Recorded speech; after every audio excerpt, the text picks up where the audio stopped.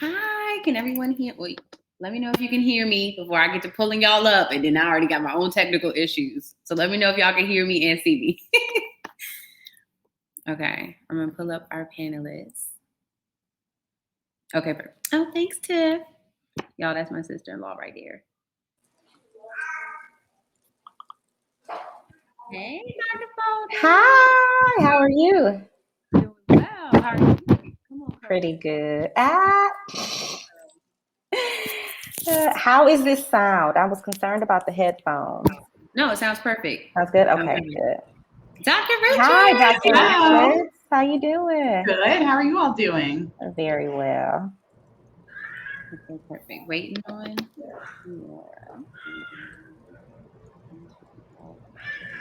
There we go. Hi, Kiara. Hi. How are you guys Everybody doing? looking good. Good. Okay. Looking forward to a great discussion with you guys. Such a needed topic. I mean, everyone has been talking about mental health. I mean, the pandemic really put a magnifying glass on mental health. So I'm excited to dive deep into the conversation. Me too.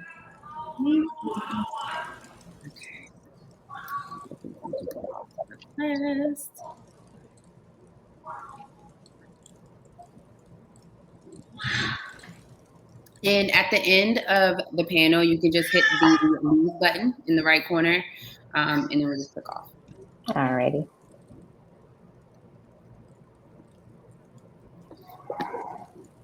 Have you guys been having fun so far?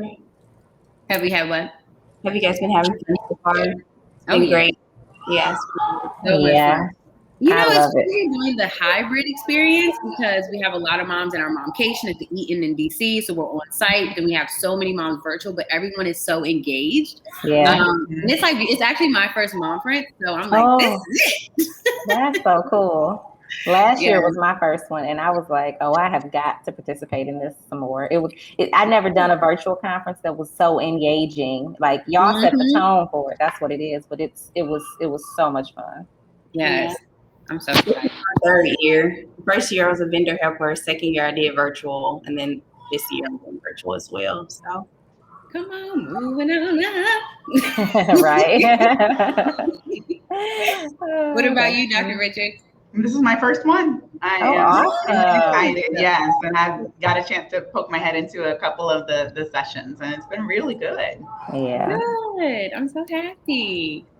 We're going to kick off the discussion around 2:18. I want to give people enough time to hop in. So if you are listening in and in the audience, please write in the chat. Let us know that you are here so that we know when we can get started. Where is everybody based right now? So I am in Raleigh. Okay. Not too far from me. I'm in Charlotte. And I'm here in DC, home of the conference. Yep. Come on. I love the unity. Like, how did we get that? 2 in the DMV and then you got 2 in North Carolina? I don't know. That's funny. The good thing is they aren't far apart. So it's only, 5 hours to get from? Yeah, it's not a far drive at all. I did see a woman here. She was like, I flew in from North Carolina. Oh, was it Mika No. Harris? Oh, okay, yeah. One of my friends, she's there. She flew in. So that's great. Hopefully I she definitely will. When it goes back to in person, you will find me there for sure. I know that's right. Okay, let me get here. I'm gonna put in the so also just so you know, the chat box, we're under session, and then I'm going to take questions and put them in the Q&A box. So if you want to look in there and see what the chat's going throughout our conversation, feel free to do so. Okay. Well, so.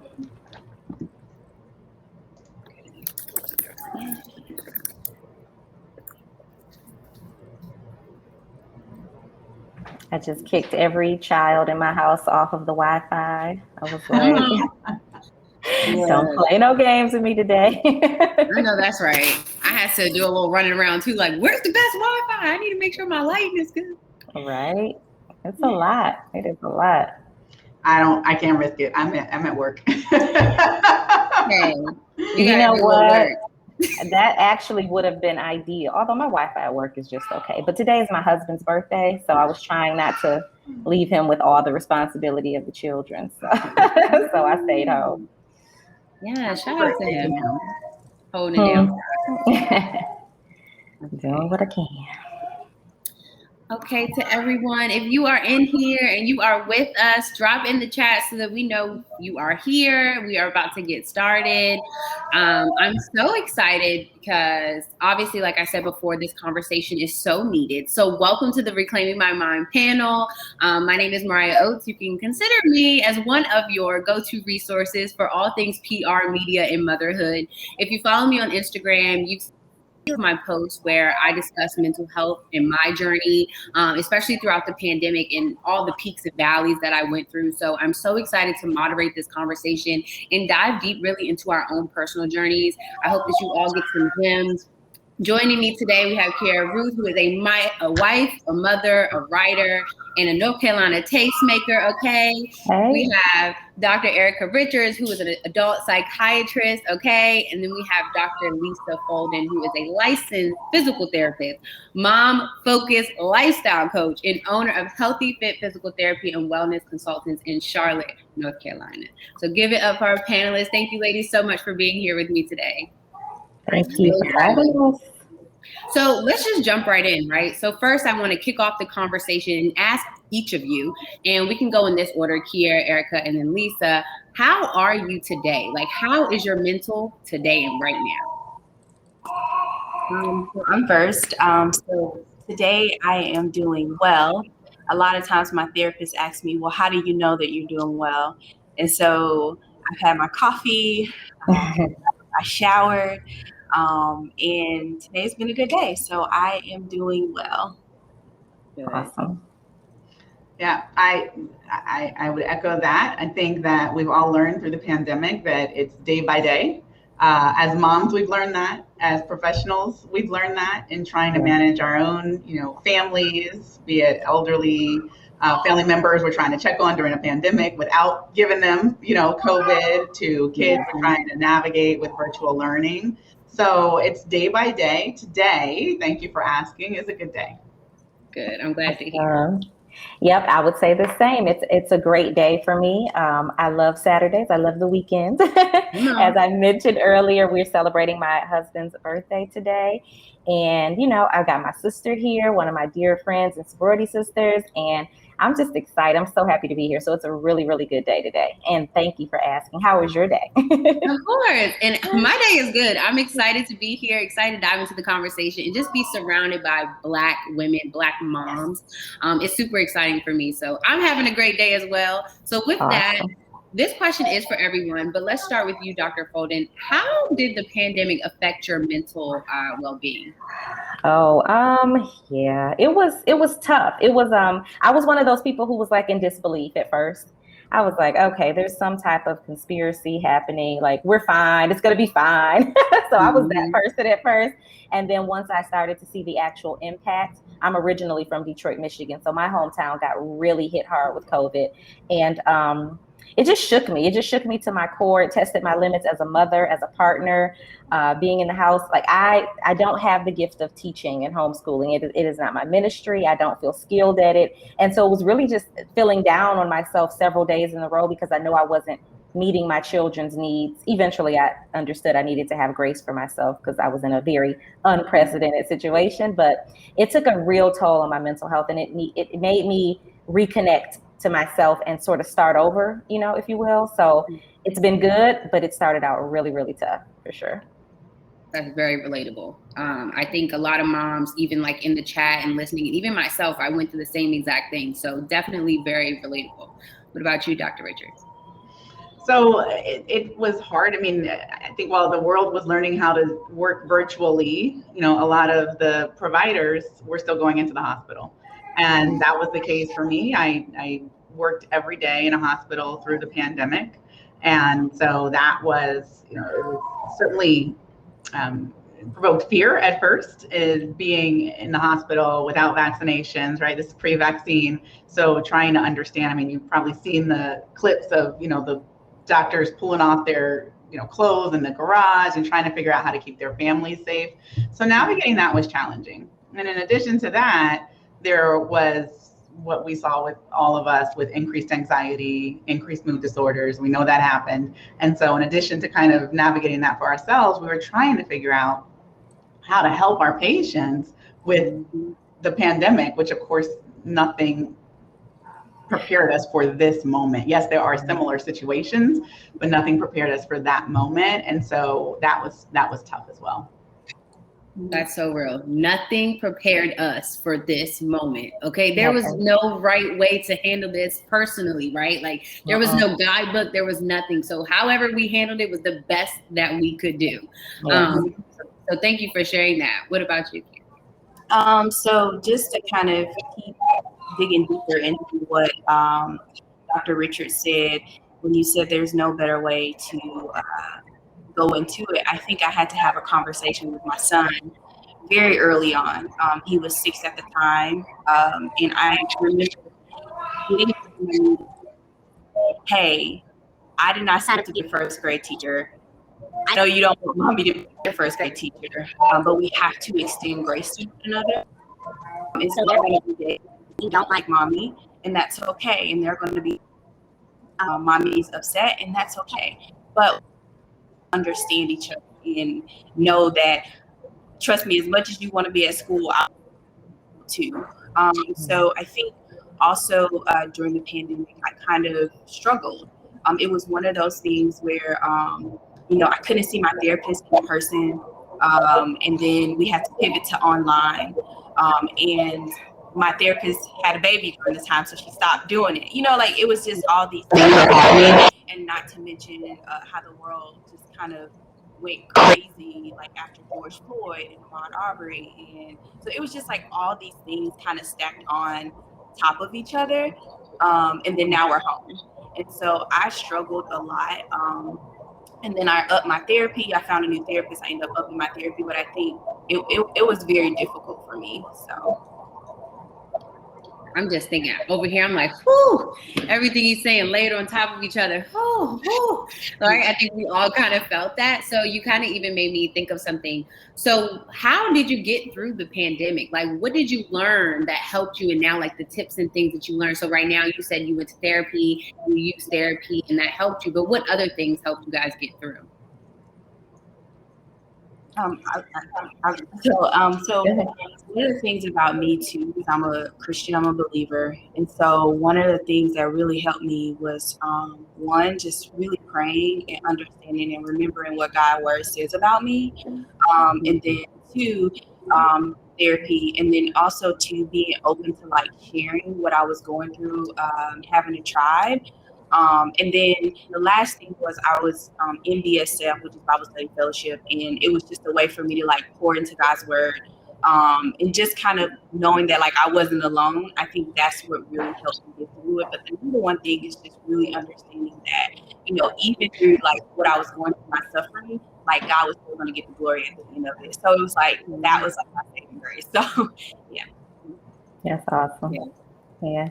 I would say I jumped into meditation more than ever before. And it really became a saving grace for me because it was almost like I was, leaving the very stressful space and kind of, I was somewhere else. And it was very helpful for me to step outside of myself and just reconnect. So I never meditated as consistently as I do now. It became a part of my morning practice. I get up, I stretch, I say my prayers, I thank the Lord for a new day, and then I just go directly into meditation, affirmations, and it really took off a huge amount of the stress, of just starting a new day in a pandemic. So that was one for me. And quickly before you go, Dr. Richards, I want to ask you, Dr. Folden, what time do you wake up to do all of that? So I'm a 6 a.m. I heard them earlier talking about the 5 a.m. club. Your girl is not a 5 a.m. I can't handle it. I say I'm a little too late for that. But I am up. I'm up every morning, usually by 6. And yeah, I start that process takes me less than 20 minutes. And then I do my workout. And then here come the kids. So then mommy mode switches on. Goals. I hope to be an early riser. What about you, Dr. Richards? Yeah, so I echo the routine is what I think helped most people through. And so for personal note, for me, it was the exercise. I wasn't normally someone who necessarily would run outside in the winter, but I got my winter gear and ran outside, joined the Peloton crew. So integrated some additional resources. The gyms were closed, right? We couldn't necessarily even walk or run initially with the people that we are used to being around. And so getting that component, I think, was important.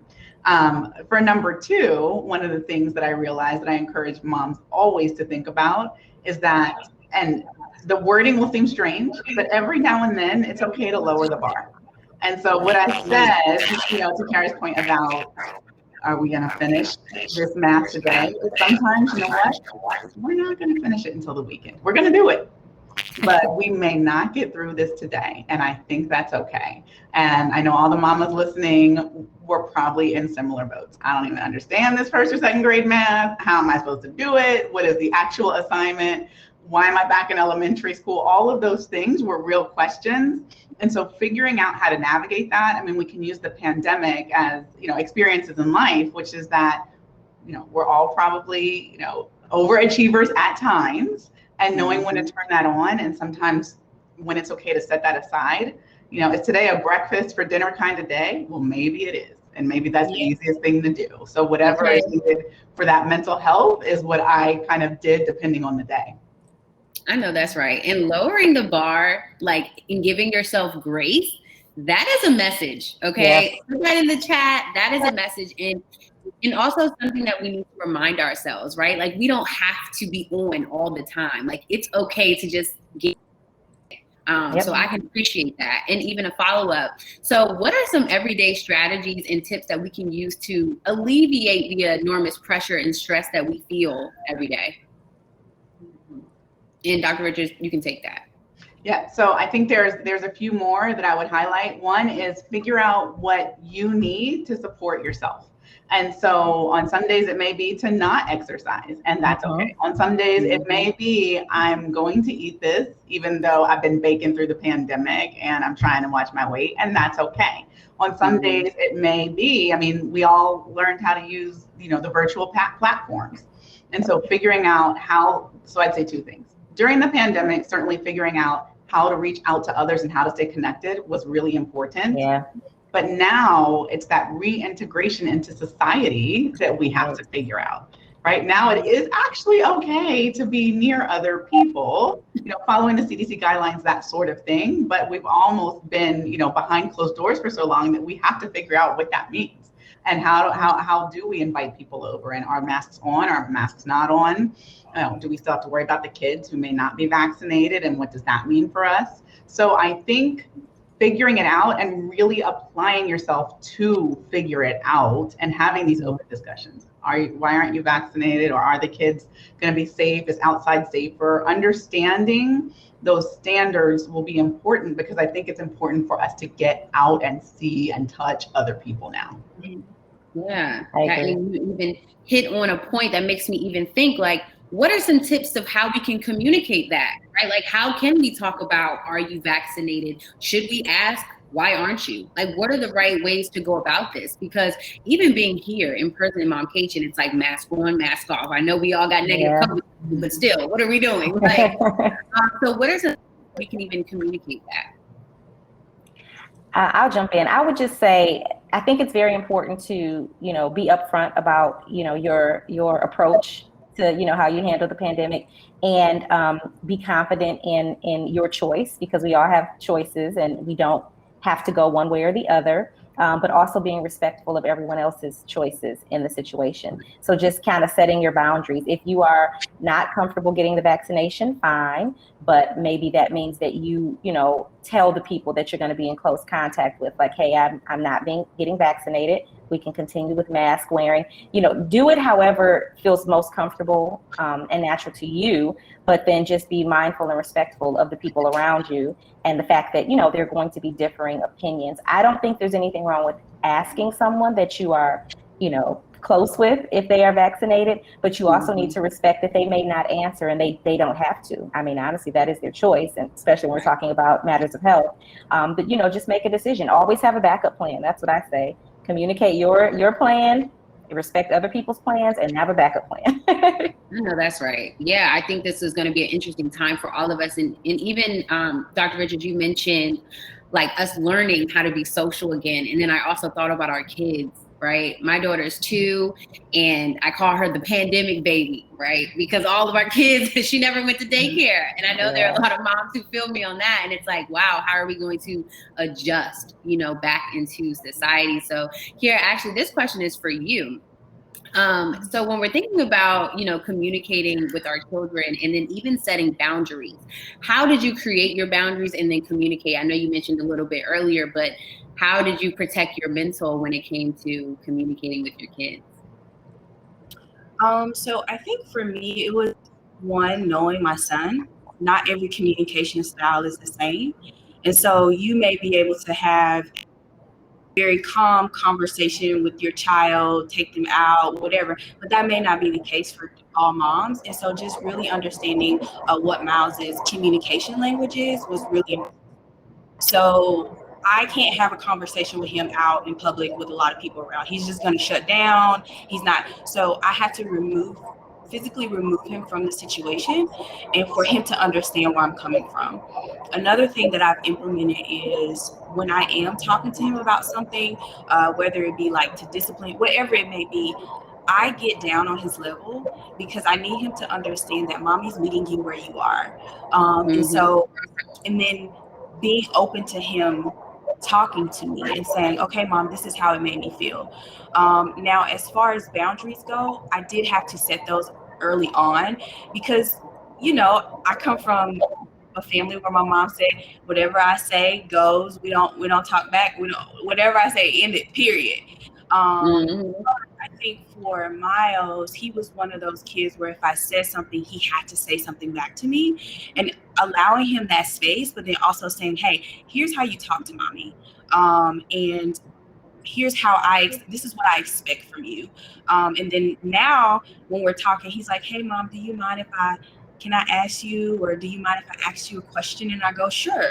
And then I allow him that space. Now it doesn't go like that all the time, y'all. So like, I'm not saying, I was about to say, girl, teach me. It don't go like that all the time. I'm taking notes. He's upset, he'll go. But so that's the other thing. And then one of the other things too is figuring out ways to like allow him to calm down, like those boundaries of saying, okay, you seem like you're upset right now. Can you go take 10 minutes or 5 minutes in your room? And he'll go, like, I started that. He'll just go, he'll come back. And I'm like, are you okay? He's like, no, I'm still upset. I'm like, well, do you like, would you like talk about it? And so just figuring out different ways. Now, as far as boundaries for me, one of the things that really stuck out to me was like a lot of times when I'm having quiet time, my son, he'd be like, mommy, knocking on the door, mommy. And so I come out and I'm like, hey, I understand that you need to talk to me, but right now I need some time. You can give me 10 minutes. Let's set a timer. Let me do what I need to do. And then now he doesn't like that. The fact that I'm for him. So now when he sees my door closed in my room, he doesn't come to the door. Like he's like, mom. And I'm like, I need 15 more minutes. And he's like, okay, but it takes time to establish that. And it was because I learned his communication style and like ways in which to set boundaries with him. So that's pretty much how I did it. I think that's great. You mentioned communication styles, and that takes me right into my next question. How did you guys set boundaries and learn your partner's communication styles all over again, right? Because we were stuck in the house with our partners, and I know that affected a lot of people's mental as well. So what kind of boundaries did you set to protect yourselves? And this question is for everyone. I actually, during the pandemic, like a lot of people, I started doing some home renovations. And one of the things I did was I created what I jokingly like to call my Momference. It's like an office just for me. Now it's on the first floor. It's open to the kitchen. People can see me and talk to me, but it is my space. And so for me and, for my husband, he understood this was a labor of love. He stayed out of my way. He had no decision-making process, in the process at all. It was all me. And all he did was help load furniture in and out. I think I did 90% of the work myself, but I created a space just for me. And I set that boundary. Hey, this is me. You know, you have a little cave in the basement and I want you to respect that. And he has, the children are trying, you know how kids are, but creating my own space during the pandemic really was a way to set a boundary for me. Like, I need space to myself where I can work and or relax. I will sit in here with a glass of wine and watch a show on my laptop sometimes. And it's really relaxing for me. So that's what I did. Yeah. That's amazing. And what was interesting for me is, and I do not ascribe to gender roles or husband-wife roles, so I'll be the first to say that. But the pandemic did do a little bit of role reversal in my house, because my husband was actually working virtually from home while kids were home, virtually learning, and I was at work. And so it was, for us, somewhat of a shift, and that he wasn't going out to work every day and then coming home. And so, to, you know, Mariah's question, there was absolutely a need to have a discussion and to figure out what those boundaries are, right? As new moms, a lot of us can remember the time when someone else showed up and we had been with baby all day and we're like, here you go. Here you go. I'm going to take a break. I'm going to go walk. I'm going to go watch something. Like, here you go. So now that, you know, there's an all day at home with kids, it's important to kind of respect people still need their alone time. People need their, you know, their caves or their offices or whatever the case may be. And so we established that, and we talked a little bit about, well, what makes sense? What do we do for dinners? And what do we do, you know, for breakfast? And how can we divide this and work together to get through this pandemic, because it's a new normal for us. And so we found that was kind of really important. And what I found is that when I was home, either taking time off or something, I was in the way. I'm making noise and people are on virtual learning and I didn't know it was quiet time. So it's just always important to keep those lines of communication open so that everyone actually understands what's needed and how you can fulfill what's, you know, really being required by partners and kids and everything else. Yeah, I definitely understand that. What about you? Yeah. Kind of what everyone else said too. Me and my husband, we were both home, and so me also too setting boundaries, like our sex life and things like that. I'm like, hey, we're here all day by ourselves. That don't mean we. This is not it, you know. Like, and so just really to kind of like being honest in that way and saying, hey, yeah, I know, like, we haven't been around each other like this in a very long time, but this is, you know, this is not what we're doing all day, you know. And so like, but sharing that too, and being confident in that and saying, hey, right now I'm working, yeah, I know. And then there were moments, you know, where you stop and drop, you know. It was crazy, it was interesting, but it's like still creating those boundaries within our household. And then my husband was so used to being gone, like, and so he was here and we were just figuring it out. And to this day, we're still figuring it out. Like, he's not here now, but Miles is here and it's the weekend and we're like, okay, where are you going? You know? And one of the other things too that I think I didn't realize what happened until he started going back to work was just a little bit of separation anxiety too, of like, he left and went to work. I'm like, when are you coming back? Like, you know, and it wasn't because I was like, where are you? Like, where are you? Because I spent every day for a whole year with him all day long. And so really tapping into those feelings as well and saying, hey, like, here's where I'm at. Like, I'm feeling some type of way. And he's like, I'm like, do you feel like that? And he's like, you know, but really understanding that dynamic as well. So yeah, all of that is so real. I'm just like, dang, I just felt all of this, the news, like everything you guys are saying. I'm like, oh, been there, felt that. Oh man.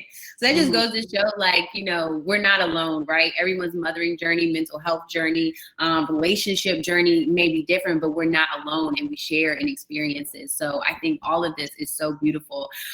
Looking at the time, we only have 3 minutes and I'm like, no, I want to talk about so much more. So we'll definitely have to continue this conversation. But before we get out of here, please let everyone know, like, where they can find you on your social medias, your websites, and all the things. Dr. Folden, let's start with you. Awesome. I love this conversation. And yes, I have so much more to say, so we have to do this again. I am at Healthy Fit, HealthyPhit, and that's on Instagram, Facebook, Pinterest, YouTube, everywhere. So please follow me. I love to have dialogue with people. And I have a cool challenge going on right now that I would love to have some moms participate in. So. Oh, wait, real quick. Give us the 30-second. What's the challenge? It's the Summer Body Challenge. So I'm a Health at Every Size ambassador, and I'm all about encouraging and empowering women, especially moms, to feel very comfortable and confident in the bodies they have today, all summer and forever. So I'm doing a Summer Body Challenge where I'm having women send in pictures in their black bottoms and black sports bras, flaunting all the beauty that there is. And I'm just going to create like a big reel for it to celebrate on the first day of summer. So feel free to join my challenge if you want to. Yes, hashtag Hot Mom Summer. Okay. Yes. Dr. Richards, your turn. So I'm at Dr. Erica Richards. And then information about minority, especially Black women and mental health can be found on the website at Johns Hopkins. I have articles that have been written to try to support us through this as well. And the last piece I would say is these types of groups and conversations are really important. And then just knowing if it doesn't feel right, if it's really affecting you, if you're not getting the stuff done that you usually do, that's when you want to reach out for help. And, religious providers, therapists, your primary care doctor, OBGYNs can all point you in the right direction. So just make sure you are taking care of yourself too. Thank you so much for that last part. That is so important. Kiara. Okay, so Kiara Ruth, all things social at the.bananamoon or the.bananamoon. My website is just thebananamoon.com. And one of the things that I share about often is what life is like after sexual trauma, how I went from a victim to a survivor, not a thriver.